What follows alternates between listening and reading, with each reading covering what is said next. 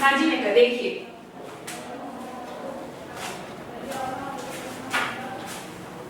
read a book and in second chapter a gift of chappals.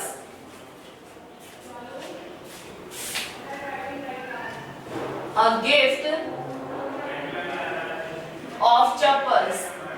ये जो chapter है बेटा इसके 2 पार्टीशन हैं और इसका फर्स्ट पार्टीशन हमने कंप्लीट स्टडी कर लिया है और साथ में ही हमने उससे रिलेटेड जो क्वेश्चन बीच में आए हैं वो भी हमने सॉल्व कर लिए ना। और अब हम पढ़ने वाले हैं इसका सेकंड पार्ट। हमने फर्स्ट पार्ट में हमने पढ़ा था कि एक अजीब सा साउंड आता है जिसको सुनकर के जो किटन है वो भी डर जाता है और डर करके वो छुपने लगता है। तो बड़ा ही अजीब सा साउंड था। तो मृदु पूछती है कि ये किस तरह का साउंड है। Good morning, good morning, good morning to all. मेरे सभी प्यारे प्यारे बच्चों को गुड मॉर्निंग। और अब सभी बच्चे बिल्कुल क्लास में रेगुलर हो जाइए।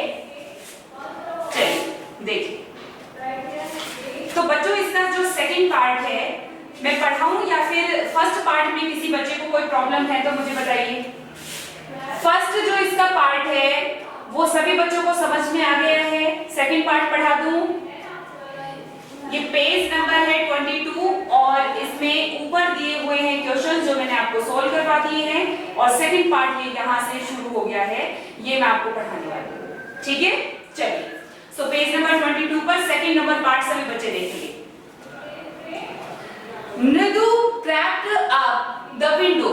मृदु ने जैसे स्लाइड वाले जो विंडोज होती हैं उनको क्रैक्ड अप करके विंडो को खोला। मतलब होता है ना, उनकी आवाज अचानक से आई तो वो खिड़की खोल करके देखने की कोशिश करती कि किस चीज की आवाज है। Lali was sitting a little distance away. देखा तो लाली जो रवि की बहन है वो कुछ दूरी पर बैठी हुई थी। Awkwardly holding her violin and boasting, उसने बड़े ही अजीब तरीके से, है ना, awkwardly होता है बड़े ही अजीब तरीके से, है ना, उसने क्या पकड़ा हुआ था, वायलिन। अजीब तरीके से का मतलब है कि जैसे हमें कोई इंस्ट्रूमेंट प्ले नहीं करना आता है तो हम उसे अनसीखे तरीके से पकड़ते हैं, उसका यूज करते हैं, है ना। तो उसे भी वायलिन ढंग से पकड़ना भी नहीं आ रहा है तो उसे बड़े ही अजीब तरीके से वायलिन को पकड़ा हुआ था और अपने हाथ में, दूसरे हाथ में क्या पकड़ी हुई थी, बॉल स्ट्रिंग, जिससे कि वायलिन को बजाया जाता है। ये देखो इस पिक्चर में दिखाया गया है, ये वायलिन उसने अपने हाथ में पकड़ रखा है और ये उसके हाथ में जो एक स्टिक सा होता है ना, उसे बोला जाता है बॉल स्ट्रिंग। क्या है ये, बॉल स्ट्रिंग। क्या है ये, बॉल स्ट्रिंग। वायलिन को बजाने के लिए जो स्टिक ली जाती है दूसरे हाथ में जिससे वो बजाया जाता है उसको उसे बॉल स्ट्रिंग कहा जाता है। तो उसने अपने हाथों में वायलिन और बॉल स्ट्रिंग को बड़े ही अजीब तरीके से पकड़ा हुआ था। हर एल्बोज जूटिंग आउट। जूटिंग आउट का मतलब होता है बाहर निकलना, क्योंकि वायलिन को बार बार उस बॉल स्ट्रिंग से ऐसे चलाना पड़ता है तो उसकी जो एल्बो है, यानी एल्बो क्या होती है, हमारी ये जो कोहनी हम बोलते हैं, ये जो हमारी एल्बो है, जैसे वो उसको ऐसे ऐसे बजा रही है तो उसकी ये जो एल्बो है बार बार अंदर और बाहर, अंदर बाहर ऐसे हो रही है। And her eyes glazed with concentration, और कंसंट्रेशन होता है ध्यान लगा करके किसी काम को करना, तो उसकी आंखें जो हैं वो चमक रही हैं बिल्कुल, यानी कि आंखें जो हैं उसकी बिल्कुल कंसंट्रेट करने की कोशिश कर रही है। इन फ्रंट ऑफ हर, उसके सामने, with most of his back to the window, उसकी पीठ के बिल्कुल जस्ट पीछे क्या है बच्चों, विंडो है, खिड़की है। Was the bony figure of the music master, खिड़की के पास कौन बैठा, सामने जस्ट कौन बैठा हुआ है, उसका टीचर बैठा हुआ है, जो उसको म्यूजिक मास्टर यानी कि उनका म्यूजिक टीचर सामने बैठा हुआ है। और जो म्यूजिक मास्टर है उसका फिगर कैसा है, बिल्कुल उसका बॉनी फिगर है, यानी कि हड्डीदार ढांचा, यानी कि बहुत ज्यादा कमजोर है टीचर, तो ऐसा लगता है कि जैसे हड्डियों का ढांचा सामने बैठा हुआ है। बॉनी फिगर क्या होता है, हड्डियों का ढांचा। ढांचा, जब कोई बहुत ही कमजोर इंसान होता है तो उसकी हड्डियां ही हड्डियां दिखाई देती हैं, तो उसको बोलते हैं बॉनी फिगर। तो वो बिल्कुल उसका जो मास्टर है वो बॉडी फिगर वाला है, यानी कि बिल्कुल ऐसा लगता है जैसे हड्डियों का ढांचा ही सामने बैठा हो। देखो इसमें दिखाई भी दे रहा है, जिन बच्चों के पास बुक है वो बच्चे देखो मास्टर कैसा दिखाई दे रहा है, जैसे बहुत ज्यादा कमजोर है, बिल्कुल बस हड्डियां हड्डियां बैठी हुई हैं, है ना। He had mostly bald head, और उसके जो सर है, bald head मतलब है गंजा, बाल क्या होता है गंजा होना, तो उसका जो सर है वो बिल्कुल गंजा है। With a fringe of oil black hair, और यहाँ से गंजा है और पीछे जो है झुब्बेदार चोटी है, देखो इसमें दिखाई दे रही है, आधा सर गंजा है और पीछे झुब्बेदार चोटी है, दिखाई दे रही है ना, ये बैठे देखो दिख रही है, हाँ। तो पीछे झुब्बेदार जो है चोटी है, फ्रिंग होता है ऐसे जुब्बा जो बनाते हैं ना पीछे, जो ये छोटी सी पोनी जो होती है ना, जैसे बालों को एक जगह बांधते तो वो ऐसे जुब्बा सा बन जाता है ना, तो उसे फ्रिंग बोला जाता है। तो उसके जो पीछे जो है फ्रिंग बनी हुई है और बिल्कुल ब्लैक कलर के हेयर हैं और ऑयल हेयर हैं, यानी कि उनमें तेल लगा करके उनको उसने अच्छे से बांधा हुआ है। Falling around his ear and an old-fashioned tuft, कानों के पास से उसने उसको बांध रखा है और बिल्कुल उसको देख करके ऐसा लगता है जैसे ओल्ड फैशन्ड जो मास्टर होते हैं ना, वो पुराने जमाने के जो मास्टर होते हैं। अब आजकल कोई टीचर ऐसा देखा है क्या आपने, देखा है ऐसा टीचर? नहीं देखा है ना। तो इस तरह के जो टीचर हुआ करते थे, ऐसा लगता है जैसे पुराने जमाने का कोई मास्टर हो। तो लालिका ऐसा तो टीचर है। तो टीचर के बारे में क्या क्या बताया गया है, बिल्कुल बॉनी फिगर है, बाल्ड है यानी कि उसके बाल यहाँ से गंजा है और पीछे जो है उसके ऑयल फ्रिंग है यानी कि तेल लगे हुए बालों की एक चोटी है। और ओल्ड फैशन टुफ्ट का मतलब है कि उसके बालों का जो स्टाइल है वो ऐसा लगता है कि जैसे पुराने जमाने में जो टीचर हैं वो इस तरह से अपने बालों को बांधा करते थे। A gold chain gleamed around his leathery neck, उसकी जो leathery neck है उसके ऊपर उसने सोने की एक चेन पहनी हुई है। And a diamond ring glittered on his hand, और अपने हाथ में उसने एक डायमंड रिंग पहनी हुई है जिसके अंदर क्या है, डायमंड लगा हुआ है।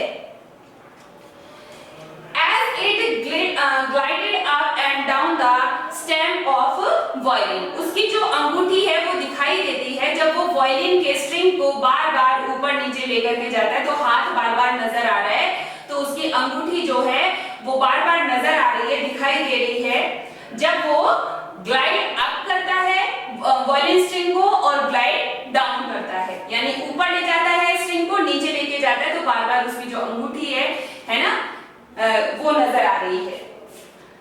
A large foot stuck out from beneath his gold bordered vesti, as veshti होता है धोती, वेष्टी क्या होती है, धोती। देखो ये पहन के बैठा हुआ है, धोती पहन के बैठे हुए हैं, तो मास्टर जी ने धोती पहनी हुई है गोल्ड बॉर्डर, जैसे आपने मम्मी की साड़ी पे देखा होगा जो बॉर्डर बना हुआ रहता है ना, गोल्डन कलर के तार से बॉर्डर बना हुआ रहता है, तो जो यहाँ पे मास्टर जी हैं उनकी धोती में भी क्या बना हुआ है, बॉर्डर बना हुआ है, ठीक है।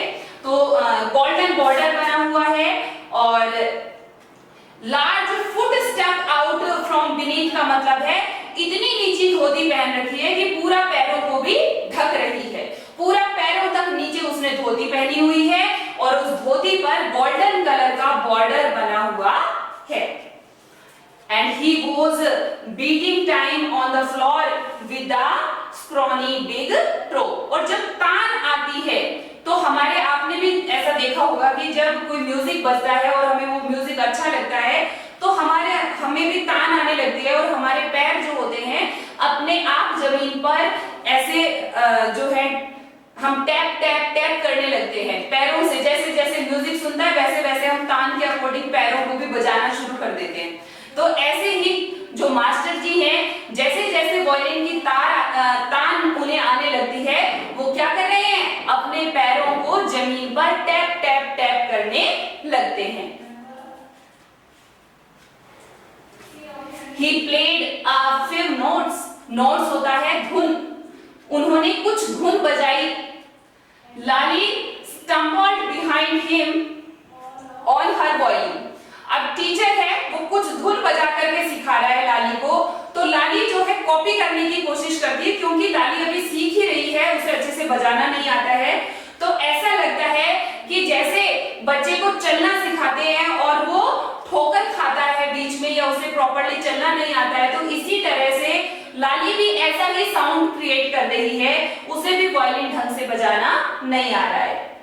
Which looked quite helpless and unhappy in her hands. लाली जो है उसको बजाते हुए देख करके ऐसा लग रहा है, जब हमें कोई बात समझ में नहीं आती है तो हम बड़ा अजीब सा रिएक्शन देते हैं कि मुझे कुछ भी समझ में नहीं आ रहा है. तो ऐसे ही लाली जो है वो वायलिन को बजा रही है, तो टीचर जैसे धुन नहीं निकल रही है, इसलिए वो काफी अपने आप से अपने हाथों से नाखुश है कि मैं सही तरीके से धुन बजा नहीं पा रही हूँ और थोड़ी सी हेल्पलेस नजर आ रही है कि मुझे बजाना ही नहीं आ रहा है. जब हम कोई नया वर्क करना शुरू करते हैं तो हमें वो वर्क जल्दी से नहीं आता है, कुछ टाइम लगता है उसको करने में. तो शुरू में हमें कैसे लगता है कि जैसे मैं इसे कर ही नहीं पाऊंगा, है ना. धीरे धीरे फिर वो प्रैक्टिस में आता है तो हम उसे प्रॉपर्ली करने लगते हैं. तो इसी तरह से जो लाली है वो बिल्कुल कैसी दिखाई दे रही है, हेल्पलेस दिखाई दे रही है और अनहैप्पी दिखाई दे रही है. What a difference, what a difference. बेटा Kanishka, you check your network बेटा, is there any network issue is there. Phone को लेकर थोड़ा सा आप जो है थोड़ा इधर उधर जाओ, देखो घर में जहां पर अच्छा नेटवर्क ले रहा है वहां पर जाओ, ठीक है. नेटवर्क सही होगा तो अपने आप ही वीडियो आपको क्लियर दिखाई देगा. बाकी बच्चों को क्लियर दिखाई दे रहा है, सभी को क्लियर दिखाई दे रहा है. हाँ, तो आप एक बार अपना नेटवर्क चेक करो या फिर एक बार एक काम करो, एक बार वीडियो को ऑफ करो और अगेन इसको ऑन करो, फिर दिखाई देगा, ठीक है. What a difference, क्या अंतर है. The music master notes seem to float up. Music master के जो नोट्स हैं यानी कि वो जो धुन निकालता है वो तो कैसी लगती हैं, फ्लोट अप, जैसे पानी में हम ऊपर तैर रहे हैं. And settle perfectly into the invisible track on the melody. या आप ये कह सकते हो कि जो नोट्स जो बजाए जाते हैं, धुन जो निकाली जाती है, उनमें एक बहुत ही ज्यादा मधुरता होती है. तो ऐसा लगता है कि जैसे उनकी धुन तो बिल्कुल ट्रैक पर चल रही है. मास्टर की धुन तो कैसे लगती है, जैसे कि वो तो बिल्कुल ट्रैक पर चल रही है, यानी कि बहुत अच्छा बजाते हैं वो तो. It was like the wheels of a train fitting smoothly into the rail. Example दिया है, जैसे कि रेल पटरी पर जब चलती है तो उसके जो व्हील्स होते हैं वो बिल्कुल उस पटरी पर फिट होते हैं, तभी तो वो प्रॉपर्ली चल पाती है. तो जब मास्टर वायलिन बजाता है तो ऐसा लगता है कि पटरी ट्रेन जो है बिल्कुल पटरी पर चल रही है. लेकिन जब लाली बजाती है तो ऐसा लगता है कि रेल जो है ट्रैक से नीचे उतर गई है, यानी कि बिल्कुल प्रॉपर्ली वो बजा ही नहीं पा रही है. So it was like the wheels of a train fitting smoothly. Master की धुन ऐसी लगती है जैसे कि ट्रेन के जो व्हील्स हैं वो पटरी पर बिल्कुल फिट हो गए हैं. And whistling along as Ravi said. और जो ट्रेन की जब ट्रेन सही तरीके से चल रही है पटरी पर तो उसमें एक जो परफेक्ट वाली आवाज आती है वो तो मास्टर की टोन है. रवि ने बताया कि लाली और मास्टर दोनों के बीच में क्या फर्क है कि मास्टर जी जब बजाते हैं तो ऐसा लगता है कि बिल्कुल ट्रेन जो है ट्रैक पर चल रही है और लाली जब बजाती है तो ऐसा लगता है कि उसकी ट्रेन जो है ट्रैक से नीचे उतर गई है. मृदु stared at that huge bee-ringed hand moving effortlessly up the violin stem. मृदु घूर करके मास्टर जी को देख रही थी. bee-ringed hand मतलब है हाथ में रिंग वाला, उंगली में रिंग वाला हाथ. उंगली में रिंग पहने जो हाथ है मास्टर जी का वो वायलिन पर एफर्टलेसली चल रहा है, यानी कि ऐसा लग रहा है जैसे मास्टर जी ना तो दिमाग लगा रहे हैं और ना ही उन्हें कोई मेहनत करनी पड़ रही है, बस वो बजाते जा रहे हैं और अपने आप धुन बाहर निकलती जा रही है ना. लाली को बजाना नहीं आ रहा है तो ऐसा लग रहा है कि बेचारी बेचारी बहुत भयंकर जोर लगा रही है, लेकिन फिर भी उससे धुन अच्छी निकल नहीं रही है। ठीक है, तो वायलिन के स्टेम पर स्ट्रिंग को बार बार ऊपर नीचे करते हुए अंगूठी वाले हाथ को मृदु घूरे जा रही थी, मेकिंग लवली म्यूजिक। और वो देख रही थी कि बिना ही कोई मेहनत किए वो हाथ चल रहा है और बहुत सुंदर म्यूजिक बाहर आ रहा है। कितना सुंदर म्यूजिक वो क्रिएट कर रहे हैं। Squawk, there was Lali derailing again. फिर से लाली ने कोशिश की और डीरेलिंग अगेन, यानी कि उस वायलिन स्ट्रिंग को फिर से उसने जो है पटरी पर चढ़ाया, लेकिन फिर से कैसी आवाज आई? स्क्वैक की आवाज आई, यानी कि एक फिर से वही एक अजीब सा नॉइज क्रिएट हुआ, क्योंकि उसे बजाना नहीं आता है। Amma came a wail from the gate. देखो कोई गेट पर आया है। जब गेट पर कोई आवाज आहट हमें सुनाई देती है तो वो कह रहा है कि गेट पर कोई है। Amma, oh Ravi send that beggar away. अम्मा ने अंदर से झांक के देखा और कहा, अरे ये बेगर फिर से आ गया है। बेगर कौन होता है? भिखारी, या जो कुछ मांगने वाले होते हैं वो। तो वो कहती है भिखारी फिर से आ गया। Cried his mother from the back veranda। वरामदा में अंदर से ही माँ चिल्लाई कि भिखारी फिर से आ गया, है ना। Where she was chatting। अब वरामदा में पीछे की साइड माँ किससे चैटिंग होता है? बातें करना। With तापी, किसके साथ बातें कर रही है माँ? अम्मा जो है किसके साथ बातें कर रही थी? तापी के साथ बातें कर रही थी। तो अम्मा डिस्टर्ब हो गई उस बेगर को देख करके कि ये फिर से आ गया आज। He has been coming here every day for the past week। पिछले वीक से तो ये रोजाना ही हमारे घर आने लग गया है। कौन आने लग गया है? बेगर, कि रोज की रोज ही हमारे घर आने लग गया है। And it's a time he found another house to beg from। इसको कोई दूसरा घर नहीं मिलता इस टाइम, किसी और दूसरे घर में चला जाए, हमारे घर में क्यों भागा आता है ये? पाती एक्सप्लेन टू तापी। पाती तापी को कहती है कि भी दूसरे घर में चला जाए, कोई जरूरी है तुम्हारे घर में रोज की रोज आ जाता है, इसी टाइम में आता है, किसी दूसरे घर में चला जाए। तो मतलब दादी और मम्मी ऐसे मिलकर के बातें कर रही हैं। Mridu and Meena followed Ravi out. Mridu और मीना दोनों रवि के साथ पीछे पीछे जाती हैं। The beggar was already in the garden. और वो देखते हैं कि जो बेगर है वो तो पहले ही कहाँ बैठा हुआ है? गार्डन में बैठा हुआ है। Making himself quite at home. और बेचारा कोशिश कर रहा है कि घर से कोई आए और मुझे कुछ दे दे।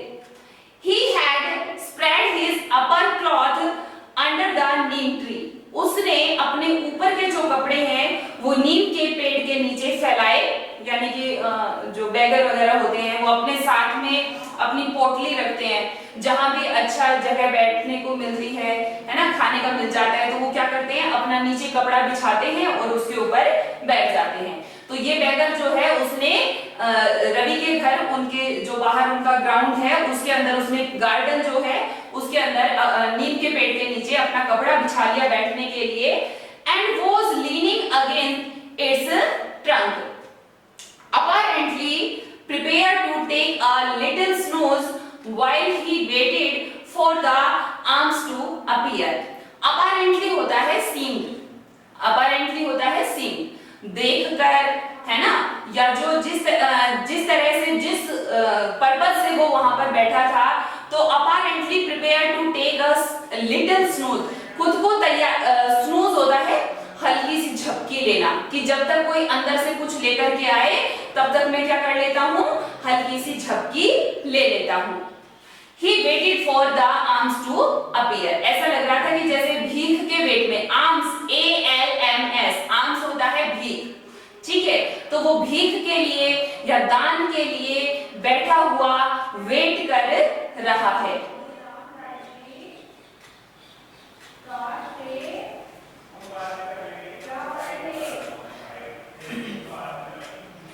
भीख के लिए वेट कर रहा है, तो थोड़ी सी झपकी उसको लग रही है ना, थका हुआ है, तो नीम के पेड़ के नीचे कपड़ा बिछा करके बैठ जाता है और भीख के वेट में थोड़ा सा ऐसा होता है जैसे सुस्ताया हुआ सा हो रहा है ना। Go away said Ravi sternly. Ravi ने बाहर जाकर के कहा चुपचाप यहाँ से चले जाओ, है ना। मम्मी ने अंदर से बोल दिया कि रोज की रोज आ जाता है यहाँ पे सुबह सुबह हमारे घर पे, किसी और के घर क्यों नहीं जाता।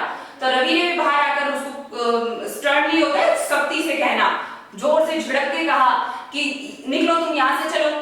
माई पार्टी सेज, मेरी पार्टी ने कहा है, it's time you found another house to beg from, तुम भीख मांगने के लिए इस टाइम किसी और घर में जाया करो, हमारे घर में मत आया करो। अक्सर हम लोग देखते हैं कि ऐसा होता है कि जो इस तरह से लोग मांगने आते हैं तो हम लोग परेशान हो जाते हैं उनसे। जब उनका डेली का ये प्रोग्राम बन जाता है कि डेली आ जाते हैं मांगने के लिए, तो बच्चों को कहते थे कि इसको बोल दो कि जाओ यहाँ से किसी और घर में जाके मांगो, तो वो भी जाकर के कहते हैं कि मेरी पार्टी ने कहा है कि कहीं और जाकर के मांगो, यहाँ पे नहीं है कुछ भी, जाओ किसी और दूसरे घर को ढूंढो।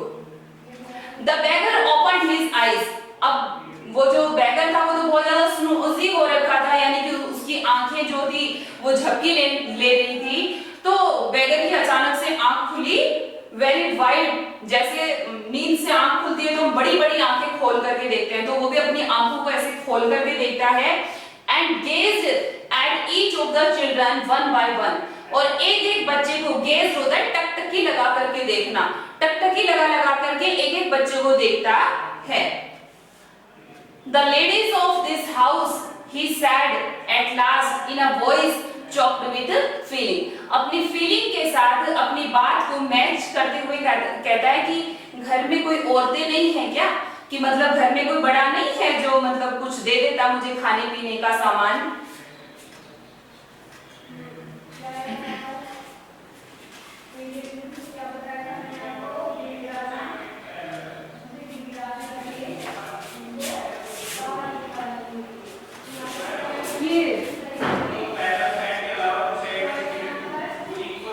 वीडियो प्रॉपर नहीं जा रही, बार-बार मैसेज आ रहे हैं बच्चों के, देखो नहीं वीडियो नहीं आ रही, वीडियो नहीं आ रही।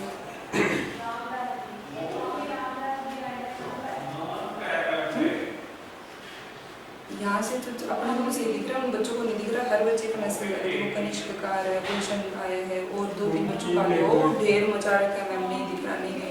हमारे यहाँ से प्रोफाइल है, तू वहाँ से उनका नेटवर्क नहीं होता। बेटा यहाँ से ठीक है, आप एक बार अपना नेटवर्क चेक करें बच्चों। कुछ नहीं हुआ मोनिका, कुछ नहीं हुआ, कुछ बच्चों को नेटवर्क इशू है, तो बेटा एक बार आप अपना नेटवर्क चेक करो, है ना, एक बार आप अपना नेटवर्क चेक करो, बाकी यहाँ से ठीक जा रहा है। गुलशन, कनिष्क, थोड़ा चेक करो बच्चों आप अपना, है ना। चलिए देखिए, समझ में आ रहा है सभी बच्चों को जो मैं समझा रही हूँ, समझ में आ रहा है चैप्टर सभी बच्चों को? हाँ गुलशन बेटा एक बार आप अपना वीडियो ऑफ करो और फिर ऑन करो इसको, और घर में थोड़ा सा लेकर के फोन को घूम देख, जहां पर नेटवर्क सही आ रहा है ना वहां पर बैठ करके इसको चलाओ, ठीक है। हाँ सभी बच्चों को समझ में आ रहा है, जो स्टोरी में पढ़ा रही हूँ समझ में आ रही है स्टोरी आप लोगों को, ठीक है। चलिए तो आगे देखते हैं क्या होता है कि बेचारा जो बैगर है वो दबी सी आवाज में कहता है कि घर में कोई लेडीज वगैरह होती तो कुछ मुझे खाने को दे देती। आर वेरी काइंड सोल्स, और बहुत ही काइंड सोल से उसने ये बात कही, यानी कि अंदर से आत्मा से उसने ये बात कही, मन से, कि मुझे कुछ खाने को मिल जाता अगर कोई लेडीज आ जाती तो। I have kept my body and soul together on their generosity for a whole week. I have kept my body and soul together. Kept my body and soul together का मतलब होता है manage to stay alive. जिंदगी जीने के लिए देखो उम्मीद जहां से होती है, एक घर से अगर एक दिन खाने को मिलता है तो चाहे वो भिखारी जो होते हैं यानी कि जो कुछ मांगने के लिए घूमते रहते हैं, या फिर कई जानवर ऐसे होते हैं, या इवन की जो गाय वगैरह होती है वो भी अगर एक घर से एक दिन खाने को मिल जाता है तो वो डेली वहां पर आने लग जाती है, आती है ना। हमारे घर पर अगर हमने एक गाय को कुछ खिला दिया तो वो डेली आने लग जाती है, क्योंकि उसकी एक्सपेक्टेशन बढ़ जाती है कि इस घर से मुझे कुछ ना कुछ मिल जाएगा। तो इसी तरह से जो बैगर है उसको भी कुछ रोज खाने को मिल गया, इसलिए उसे ऐसा लगा उसकी जो अंदर से अपने आप को जीवित रखने के लिए, अलाइव रखने के लिए उसे यहाँ पर एक जो है रास्ता नजर आ रहा था कि मैं यहाँ से कुछ भी खाने पीने का मुझे सामान जरूर मिल जाएगा। फॉर अ होल वीक, पूरा वीक निकल गया था, उसे पूरे वीक भर से जो है यहाँ पर डेली कुछ ना कुछ मिल जाता था खाने के लिए। तो वो कहता है कि मेरा मतलब जो है मुझे ऐसा लगता था कि जिंदगी का गुजारा करने के लिए मुझे यहाँ पर जो है सुबह का खाना तो मिल जाएगा। I cannot believe that they would turn me away। मुझे तो विश्वास ही नहीं हो रहा, भिखारी कहता है मुझे तो विश्वास ही नहीं हो रहा कि इन्होंने मुझे यहाँ से भगा दिया, इन्होंने मुझे कुछ खाने को ना दे करके मुझे यहाँ से भगा दिया। मुझे तो लग रहा था कि यहाँ पर जो है मुझे डेली कुछ खाने के लिए मिल जाएगा। He raised his voice, अम्मा अम्मा ओ अम्मा। वो भिखारी जो है उम्मीद भरी सोच के साथ जोर से आवाज लगाता है, अम्मा अम्मा ओ अम्मा, कि घर में अगर हो तो कोई प्लीज मुझे खाने को कुछ दे दो। Sad his wail might be, ऊंची आवाज में दुख भरी आवाज के साथ कहता है कुछ तो दे दो खाने को। But it certainly wasn't feeble, उसने अपनी आवाज को कमजोर नहीं पड़ने दिया। खुद का शरीर कमजोर था लेकिन आवाज को कमजोर नहीं पड़ने दिया, लगातार आवाज लगाने लगा, अम्मा अम्मा कुछ खाने को दे दो। फीबल होता है कमजोर पड़ जाना। It began in a deep, strong rumble somewhere in his withered belly। It began to deep, उसकी आवाज और गहरी होने लगी। Strong, rumbled, और ज्यादा मजबूती से गड़गड़ाहट वाली आवाज में वो बोलने लगा। स्ट्रॉन्ग रंबल होता है बहुत ही ज्यादा गड़गड़ाहट वाली आवाज, यानी कि अंदर तक पहुंच जाए कि अम्मा घर के जिस भी कोने में काम कर रही है उस तक मेरी आवाज पहुंच जाए। कनिष्क बेटा, I am also helpless for you बेटा, what can I do. Kanishk, it's okay बेटा, don't send too much messages, I can watch your messages, I can read your messages, but nothing can I do बच्चे। Here is all okay, यहाँ पर सब ठीक है।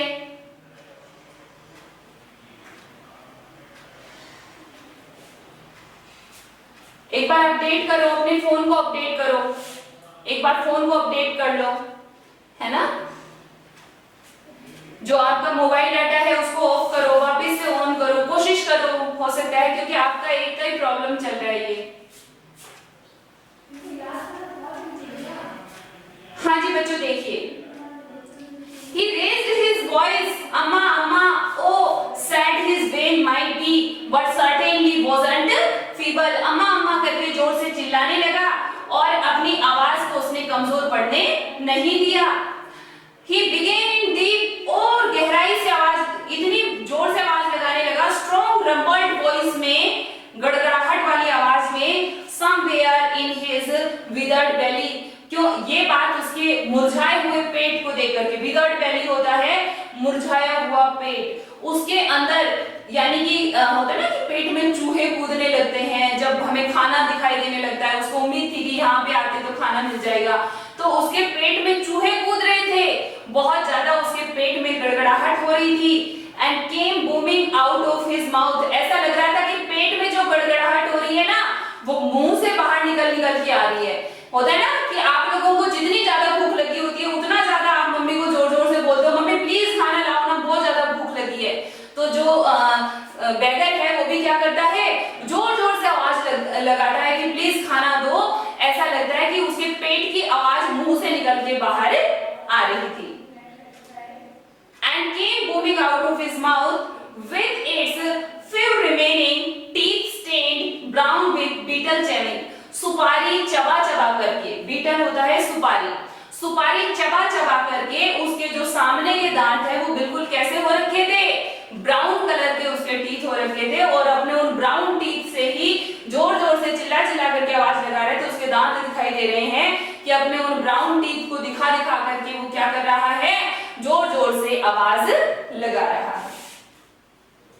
आज तो बच्चों इसमें मैं जो है रीडिंग वर्क ही करवा रही हूँ, नेक्स्ट टुमारो जो क्लास होगी उसमें मैं आपको सारे वर्ड मीनिंग जो अभी तक आए हैं वो मैं नोट करवा दूंगी, ठीक है।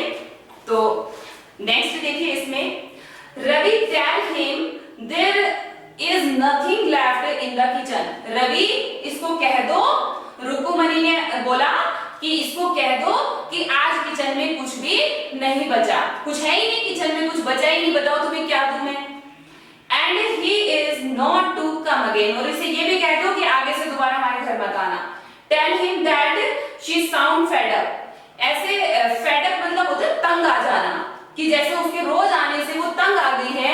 तो रुक्मणी ने कहा कि इसको फाइनली कह दो कि पहली बात तो हमारे किचन में आज कुछ बचा नहीं है, और आज के बाद हमारे यहाँ पर मत आना, कि मैं इससे बिल्कुल तंग आ चुकी हूँ। तंग आ जाने वाली जो साउंड में उसने कहा कि इसे बोल दो कि वापस आने की जरूरत नहीं है। Ravi didn't have to repeat it all to the beggar। लेकिन जो रवि है उसे दोबारा कहने की जरूरत नहीं थी, क्योंकि वो ऑलरेडी उसको कह चुका था कि तुम यहाँ से चले जाओ। What his mother said had been easy for them all to hear there under the neem tree। कहने की जरूरत ही नहीं थी, अम्मा इतना चिल्ला चिल्ला करके बोल रही थी कि नीम के नीचे बैठे हुए उस भिखारी को सारी बातें अम्मा की सुनाई दे रही थी, तो उसे दोबारा से ये बातें कहने की जरूरत नहीं थी। मम्मियां करती है ना घर में ऐसे, जब कोई बड़ा आ जाता है तो उससे डायरेक्ट बात तो नहीं करती है, लेकिन बच्चे का सहारा लेकर के सारी बात खुद ही बोल देती है ना, कि आपके ताऊ जी को ये बोल दो, दादा को ये बोल दो, और खुद ही सारी बात बोल देती हैं। ऐसे जो रुक्मणी है वो इतने जोर से आवाज लगा करके बोल रही है कि इसको कह दो ना तो रसोई में कुछ है और आज के बाद यहाँ आने की जरूरत नहीं है। तो सारी बात उसको सुनाई दे रही है, तो दोबारा से रवि को बोलने की जरूरत ही नहीं थी। The beggar sat up and sighed। आह भर के, दुख के साथ, ठीक है, साइड होता है आह भरना, आह भर के दुख के साथ जो भिखारी है वो खड़ा होता है, बोलते हैं ना ऐसे आह भरते हैं, हे भगवान, ऐसे करके बेचारा उठ करके वहां से जाता है। I will go, मैं चला जाऊंगा, चिल्लाओ मत, मैं चला जाऊंगा, नहीं कुछ देना है, मैं चला जाऊंगा। He said clearly, बहुत थकी हुई आवाज से, निराश होकर के बेचारा कहता है कि ठीक है मैं चला जाऊंगा। Only let me have a rest here under this tree। थोड़ी देर तुम्हारे पेड़ के नीचे आराम तो कर लेने दो, थोड़ी देर आराम तो कर सकता हूँ तुम्हारे पेड़ के नीचे, खाने को मत दो, पेड़ के नीचे तो आराम कर लूं।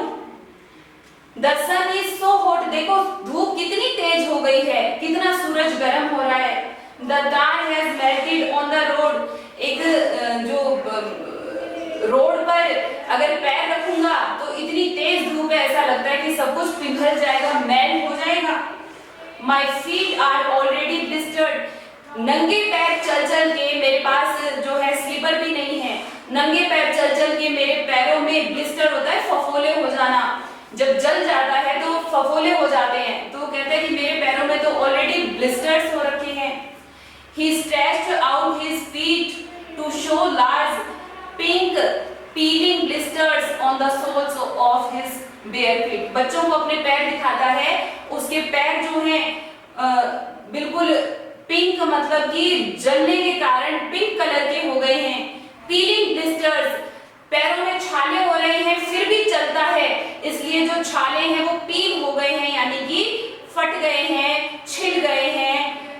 ऑन द सोल्स, सोल होता है तलवा, अपने नंगे पैरों के तलवे बच्चों को दिखाता है कि देखो मेरे पैरों पर छाले छिले हुए हैं और मेरे पैरों में बहुत ज्यादा तकलीफ है, तो तुम्हारे पेट के नीचे मैं थोड़ी देर आराम तो कर सकता हूँ। तो इस तरह से वो जो है उनसे कहता है कि खाने को मत दो, लेकिन आराम तो कर लेने दो मुझे यहाँ पर। तो बच्चों इससे आगे मैं पढ़ाऊंगी स्टोरी आपको कल की क्लास में। आज के लिए इतना ही। होमवर्क में आप सभी बच्चों को क्या करना है, एक तो ये जो सेकंड पार्ट मैं आज आपको पढ़ा रही हूँ, आप सभी स्टूडेंट्स को ये सेकंड पार्ट स्टडी करना है, अच्छे से इसे रीड करो, बार बार पढ़ो, क्योंकि इसमें बहुत सारे वर्ड्स जो हैं न्यू वर्ड्स हैं और वो आपने पहले क्लासेस में नहीं पढ़े होंगे, है ना, लास्ट क्लासेस में भी नहीं आए होंगे, या कुछ वर्ड्स आए होंगे, मोस्टली जो है न्यू वर्ड्स हैं। सो सभी बच्चे चैप्टर को एक बार नहीं 2 बार कम से कम रीड करें, और साथ में ही बच्चों संडे को जो है 15 अगस्त है, सो सेलिब्रेट तो हम जो नहीं कर सकते हैं, लेकिन हम सभी को घर पर सेलिब्रेट करना है। स्कूल में तो सेलिब्रेट नहीं कर सकते हैं, लेकिन घर पर सेलिब्रेट करेंगे, ठीक है।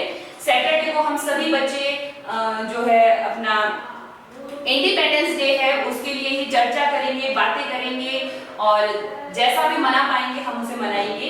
तो आज आप सभी स्टूडेंट्स को प्लस में क्या वर्क करना है, इंडिपेंडेंस डे पर आप कोई भी स्पीच, कोई पोएम, या जो भी आप कुछ प्रिपेयर करना चाहते हो, कोई सॉन्ग हो, आपको प्रिपेयर करना है, ठीक है। और कल जो नेक्स्ट क्लास होगी उसमें मैं चेक भी करूंगी, आप मुझे दिखाएंगे कि आपने कोई सॉन्ग राइट किया है, आपने कोई मॉडल प्रिपेयर किया है, आपने कोई चार्ट बनाया है, या आपने कोई स्पीच प्रिपेयर किया है, जो भी कुछ आप करना चाहिए, ठीक है बच्चों।